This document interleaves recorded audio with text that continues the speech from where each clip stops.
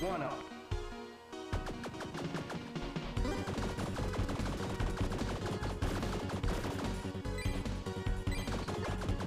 Oh, wait, forgot about that. Those reds. Wrong button. Whoop! Wrong button. Okay. R2 is the lightning beam. Didn't want that.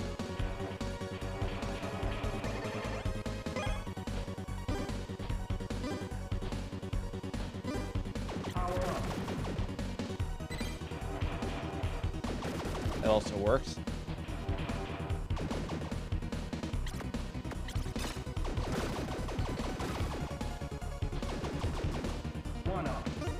That works.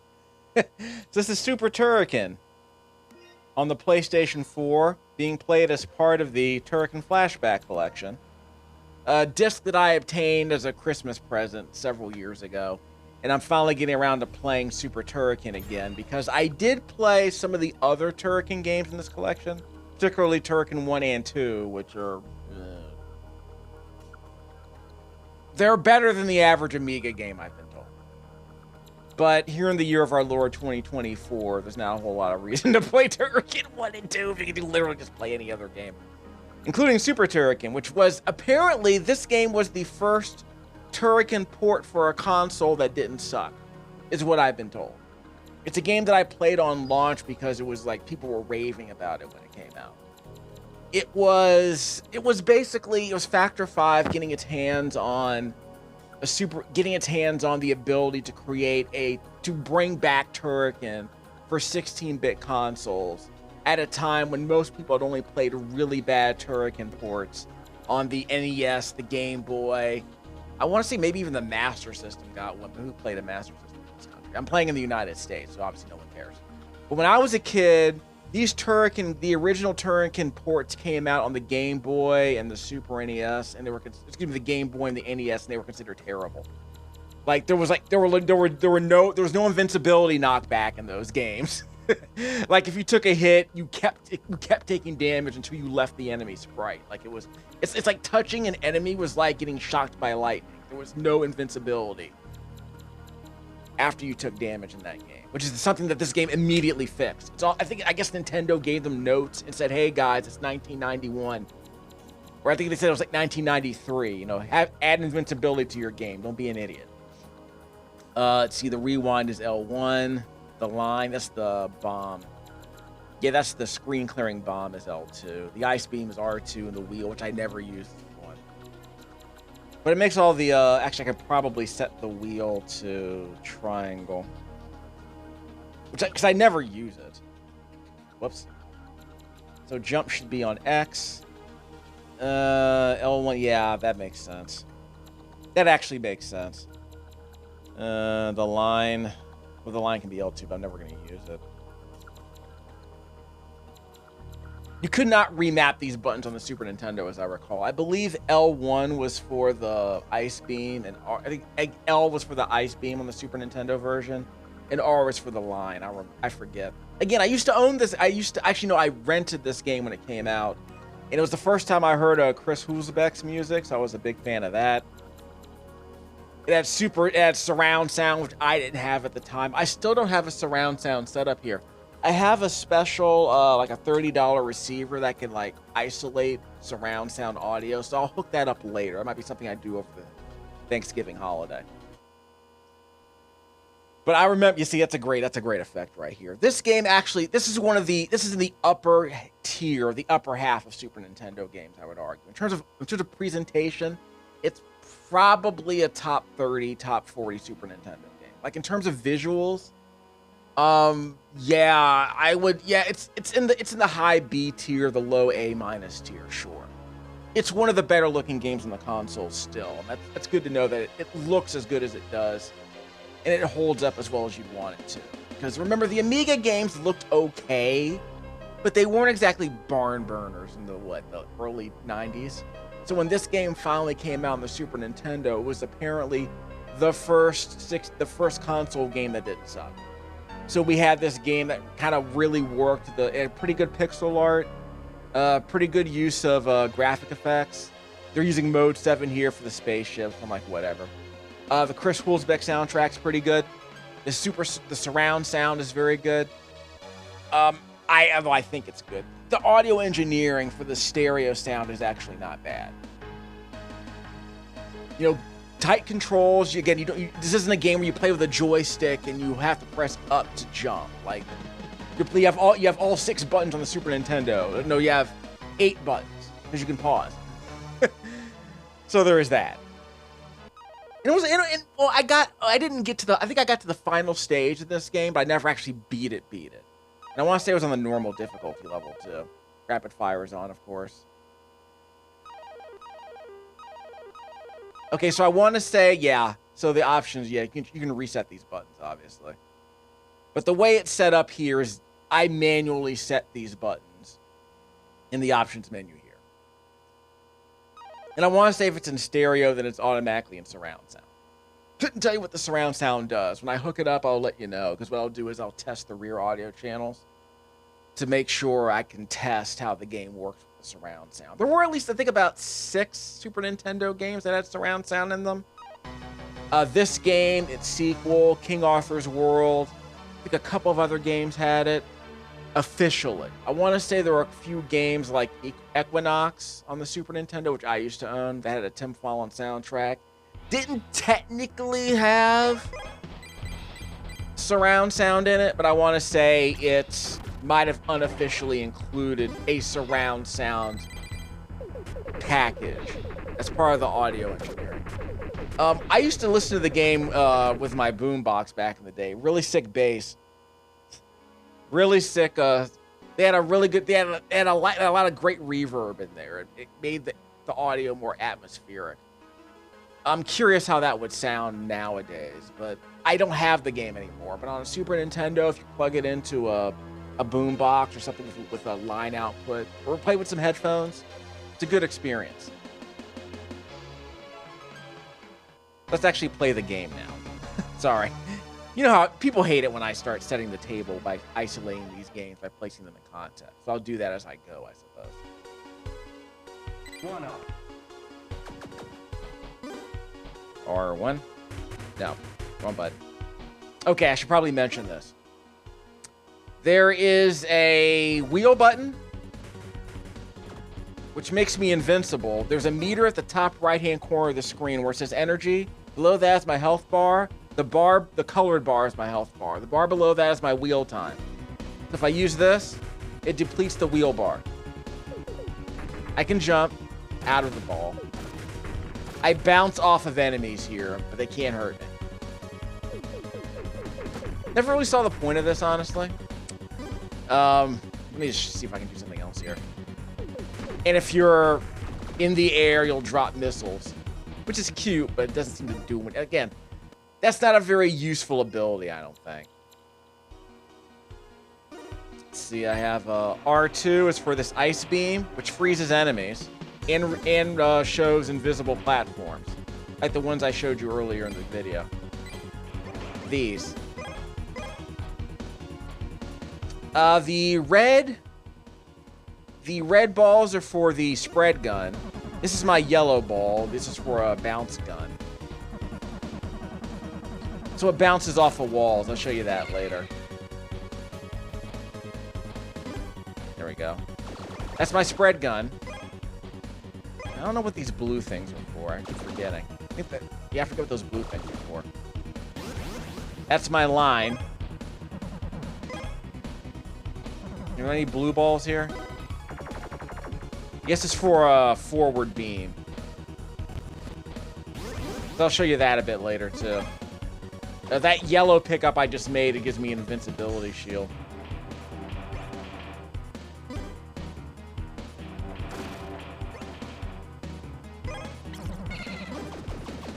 So I had a yellow bounce beam, and now it's gone.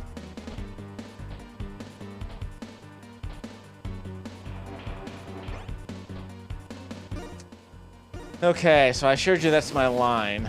That's the screen-clearing bomb. And you can jump on enemies' heads. So those are the basics. Let's play the game for realsies. I just use the spread gun because none of the other guns seem all that useful except in very specific situations. Like I said, you jump on enemies' heads. See? Like Mario Brothers.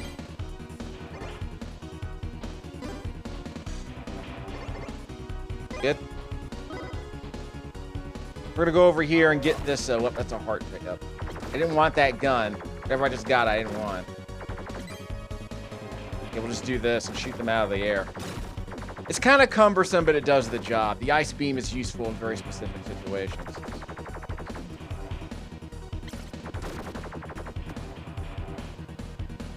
Like that. That's the one-up. I don't know why I honestly don't know why the pickups float into the air. It's kind of weird.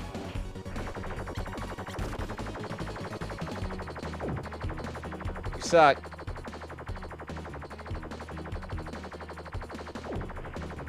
Okay, this sucks.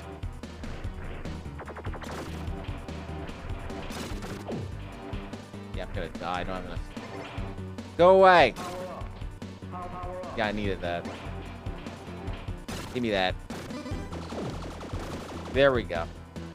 That blue beam isn't that useful until it's powered up. Ow. The wind will blow you backward after the lightning.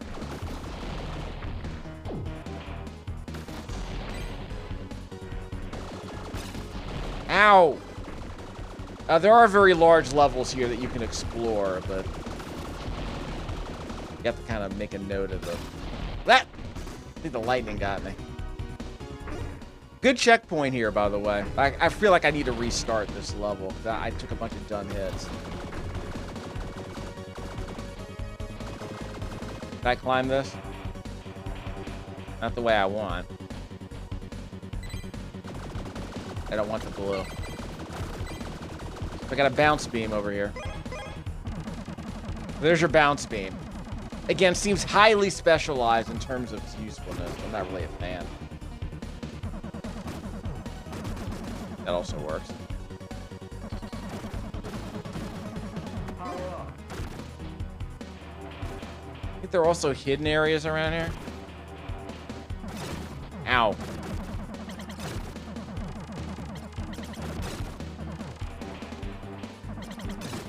I like how you can freeze the beehive. That's a nice touch. Very generous waypoint. In the original Turrican, as I recall, when you died, you were basically, you respawned right where you died. So if you jumped into a pit of spikes, you would respawn on the pit. Like, that's... I'm glad. I don't know what notes Nintendo gave them, but I'm glad they added stuff like that. I'm like, guys, stop. They just freaking stop. So we'll start from the beginning. Try it again. One up.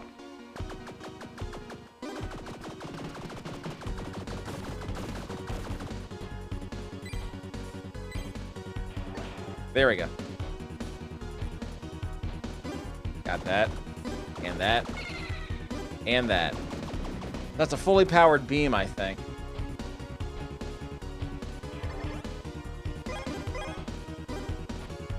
Oh, wait, need one more. There we go. That's fully powered up. We'll power up the blue beam later. For now, we want the reds. Gotta have a good spread gun.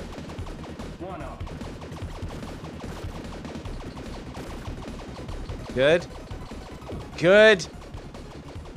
Jeez. Really bullet spongy.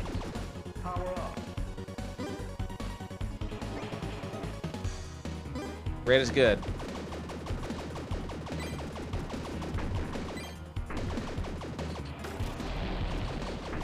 Go away. Ow. Okay, whatever. Ow. Stupid. The wind doesn't blow for very long. Whoop. Yeah, it doesn't blow for very long. Careful. Yeah, but it will knock you off a ledge in the middle of a jump. That's not cool. Okay. Kind of tricky, but it somewhat works. So I wasn't able to get up there. I was supposed to forget about it. Don't want the blue.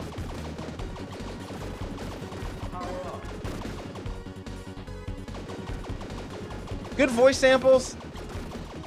Again, it's like the developers knew how much power the Super NES had. They knew how to leverage it. So that's good.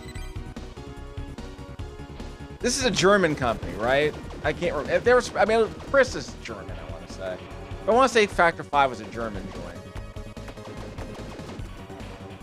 Then again, I guess Manfred was a German engineer, wasn't he? Manfred Trez, the guy who did most of the dev. Manfred apparently was a guy who worked on the original Turrican, and when he was working on this game with Factor 5, I think eventually he wound up working on that infamous what's that game? Rendering Ranger, that Super Nintendo game that never really got released, but was like a demo basically. It was like a really crappy Turrican clone, but it had phenomenal graphics.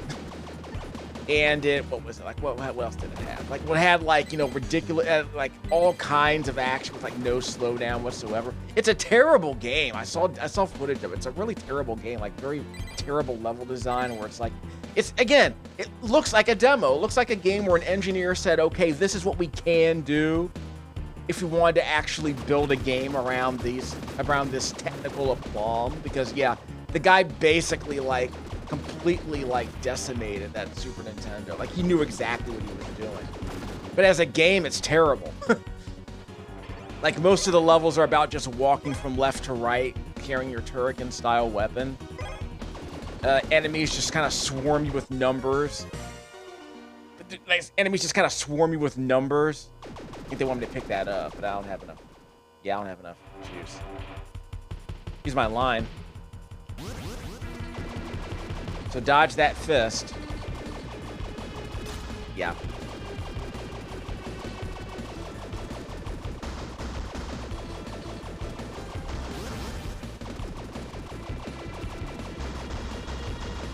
Some stupid mode 7 hand. Got him. So 3 lines and a bunch of red bullets. That's fine. And I prefer this because I can catch him. I can get him while he's on the ground. Okay, that respawn. That's cute.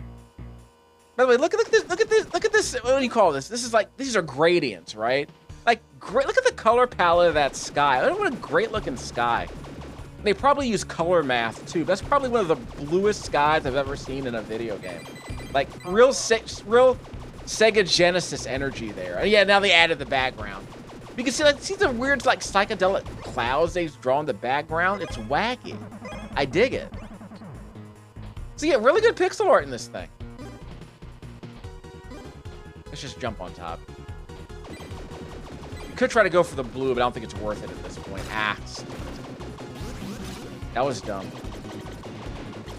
Yeah, the sound effects on these bubbles are really nice. Like all the fish sound effects, really strong.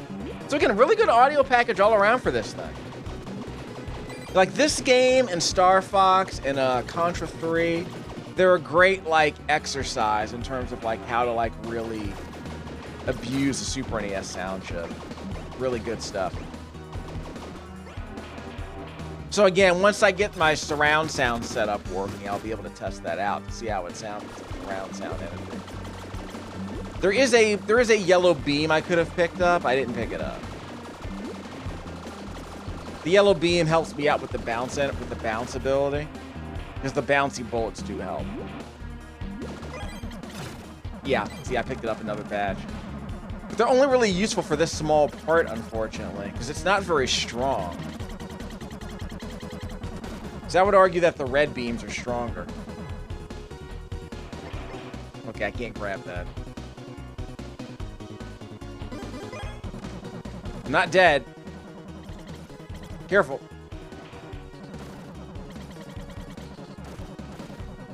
Yeah, really good sound samples here. Like, again, really strong samples. Really, again, I'm going to keep talking about the audio package. It's very, very good in this game. Okay, so I guess I got a couple of blues and I picked up another red, which I didn't even need. Yeah, how do I get that? I think it floated too high, so I can't get to it. Again, I don't know why items float to the air like that. It's weird. You'll bop your head on the ceiling.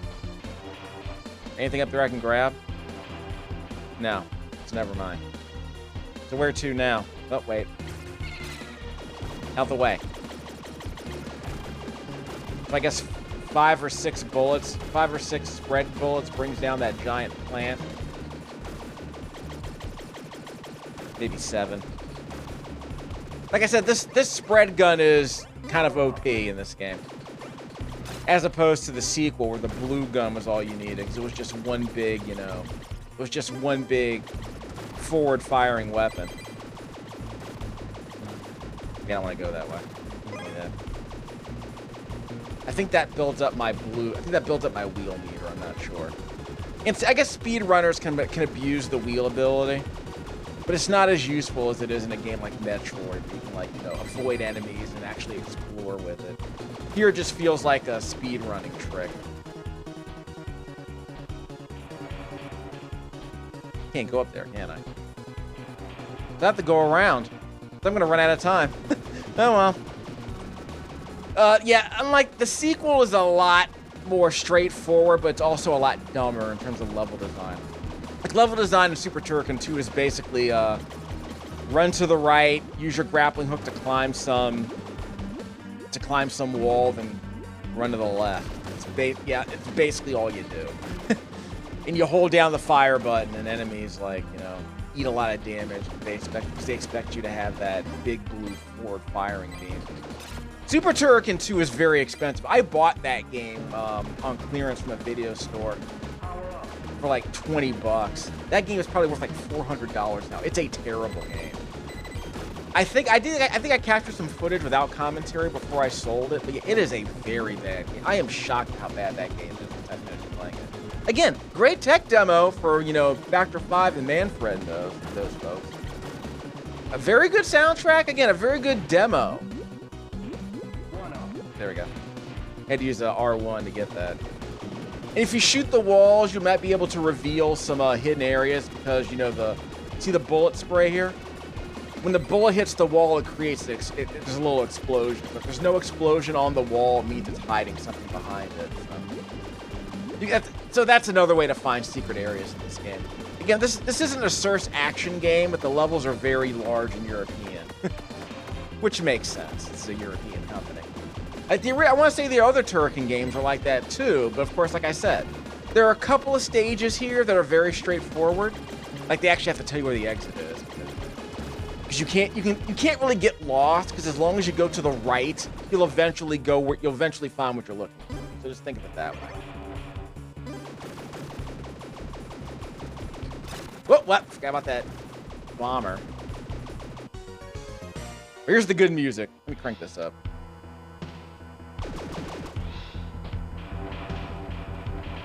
I don't want this.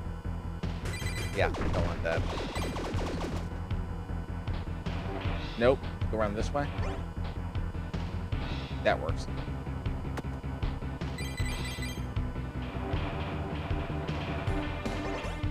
Good enough. Nope.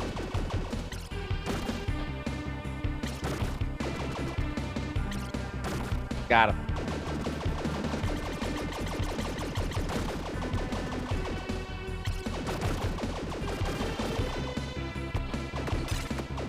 Crap.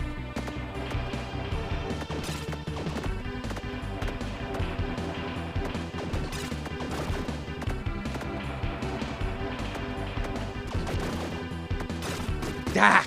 Stupid. I didn't even need to go up there either. Complete waste of time.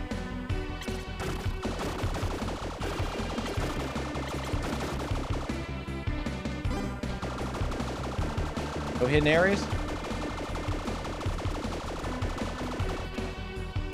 Whoops. That was bad.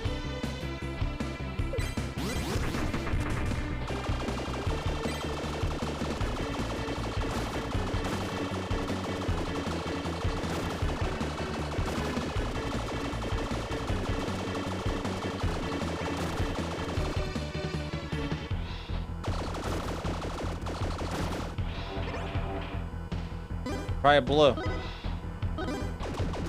No, doesn't matter.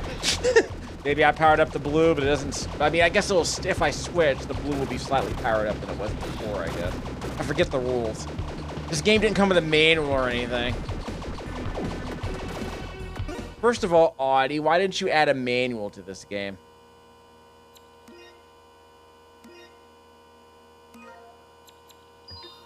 Audie Surly. I think it was a producer on this game.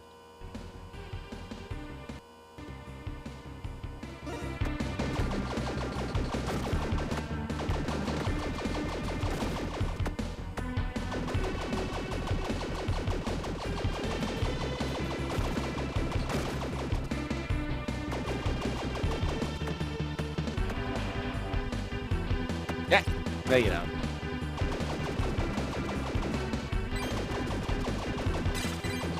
I mean, I do like how the game gives you so many options for, you know, traversal and shooting. Like, I like how the game gives you a nice little armory here to play with, but again, most of the stuff you don't even use. It's like they didn't design the game around using all the tools. Like the wheel just feels like the wheel just feels like a speedrunner strat. And the line you use for bosses, I guess. You gotta have a screen clearing bomb in a game like this. You have 3 weapons and only 2 of them are arguably useful. Like this is the only weapon you need. The other weapons don't seem that useful at all. I don't even want the blue here. See, I don't want that. See, I don't want the yellow bounce beam to waste. I'd rather just keep this. So again, it's weird that so there's some antiquated ideas here where it's like, yeah, you have to avoid certain power-ups. They're actually less useful. You can't switch weapons. Like, why can't you switch weapons? Like, why can't you just like press a button to like switch weapons like an Axelay or something? Like, again, like this is the 90s. Like they were still stuck on some antiquated ideas. I'm like, if I want to switch weapons, why should I have to pick up a different weapon? Like, just show me, like, a bar at the top of the screen that says, like, show me a number that says, like, the blue beam is level 3. Like Darius, right? Well, not Darius, but it's like, let me power up my weapon. Like, first of all, why do you even have to power up your weapons anyway? Like, stuff like that. Like, why can't the weapon just always be level 2 or something? I'm not doing well, am I? Ow.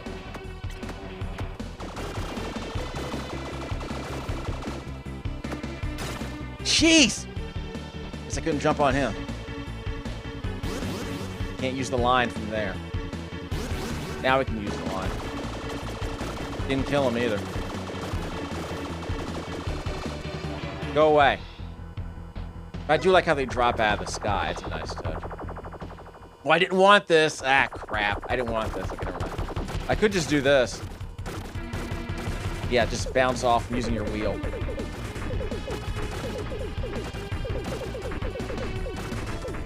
It's like, just like in Gradius. Good? See, we made it. I'll let your boy. I needed that. Again, love the sunset. Love those psychedelic clouds. Yeah, like this is such a European game. There were a bunch of ocean games like Home Alone and Lester the Unlikely that had that same like background. Like they knew exactly how to like mix the colors on the Super Nintendo. When you jump, the lava flow stops. That's a nice touch. Yep, you can go in here. Whoa, wait, hold on. There we go. So you can see where the walls are and you can jump up. Gotta want that. I'll take that. Got another one up. Which I kind of needed, if I'm being honest. It's like, it's stuff like this I kind of like. The little hidden areas.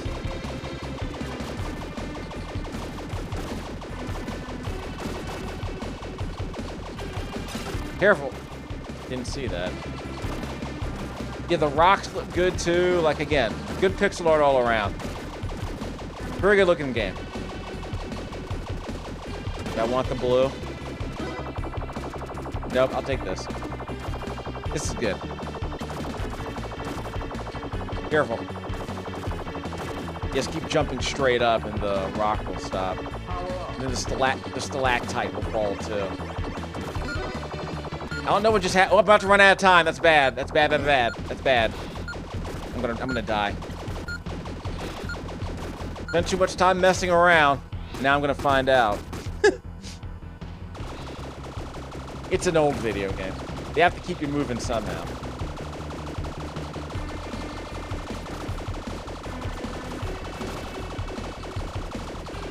Good?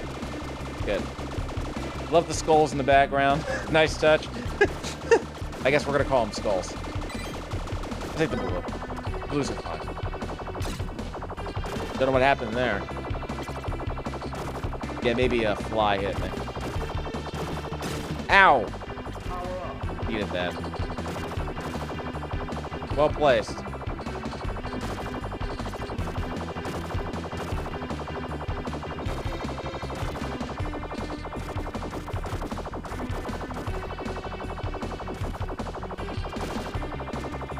I don't remember this part of the game, actually. So I'm not filling up my wheel meter. I already have full energy, so I don't get anything for grabbing that.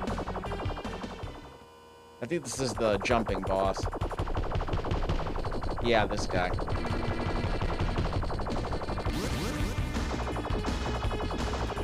Careful. I am hitting him, I think.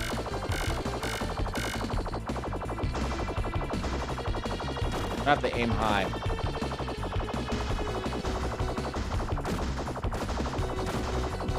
You have to jump and hit him.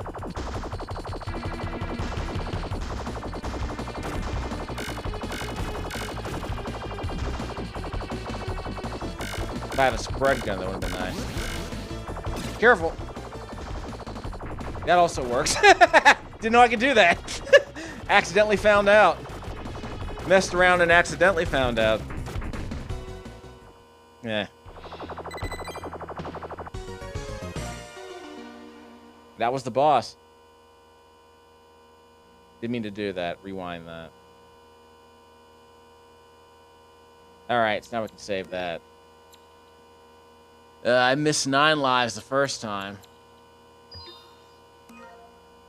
Yeah, so I only missed 7 this time. So yeah, if you want to come back later and do a completionist run, you can. So we'll be back in a second. We'll do stage 2 later, but I wanted to at least see how this audio sounds on its own. We'll be back. More SuperTurrican. By the way, I recorded this with my PlayStation 4 plugged into my J5 Create 4K UHD capture device.